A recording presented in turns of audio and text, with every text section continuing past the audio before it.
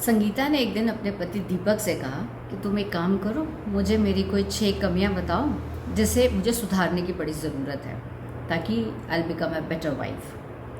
दीपक ये सुन के बड़ा परेशान हो गया है। I mean he was quite confused कि 6 तो मैं कमियां इसकी बता दूँ जिसे एक्चुअली इसे सुधारने की ज़रूरत है, लेकिन उसके बाद ये जो मुझे 60 कमियों की लिस्ट देगी उसका मैं क्या करूँगा। ही सेड एक काम करते, इसका आंसर मैं तुम्हें कल दूंगा क्योंकि तुम्हारी कमियां बतानी है जो बड़ा ही डिफ़िकल्ट टास्क है मेरे लिए। और ये कह के सो गया वो। अगले दिन सुबह ऑफिस के लिए जल्दी निकल गया और रास्ते में एक फूल वाले की दुकान पे गया। वहाँ से उसने 6 गुलाब के फूल लिए और एक लेटर थमाया फ्लोरिस्ट को और उसे कहा एक काम करो, तुम मेरे घर जाओ, मेरी वाइफ को ये दे देना और साथ में ये लेटर भी देना। अब लेटर में उसने क्या लिखा था कि मुझे तुम्हारी 6 कमियां नहीं मालूम जिसमें तुम्हें सुधारने की ज़रूरत है, तुम जैसी भी हो मुझे बहुत अच्छी लगती हो। उस शाम जब दीपक घर ऑफिस से लौटा तो देखता क्या है कि संगीता दरवाजे पे खड़े होकर उसका इंतज़ार कर रही है। उसकी आंखों में आंसू भरे हुए थे।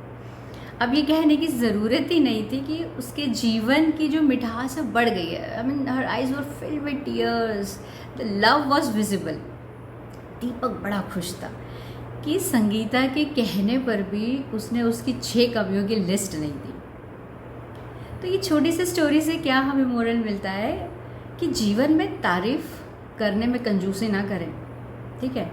और on the other side unnecessary arguments, criticism से जितना बचकर रहें उतनी समझदारी है। क्यों? क्योंकि ये हस्बैंड वाइफ की बात है। यहाँ पे कुछ चीज़ें हमें बड़ी संभल के देखनी पड़ती हैं।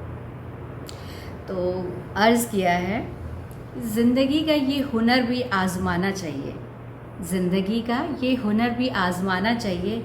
जंग अगर अपनों से हो तो हार जाना चाहिए। पसीना उम्र भर का उसकी गोद में सूख जाएगा। हम सफ़र क्या चीज़ है ये तो बुढ़ापे में ही नज़र आएगा। So friends, see there is no perfect husband and no perfect wife, but if we keep believing each other there will be plenty moments in our marriage. So go for it. Why are you waiting?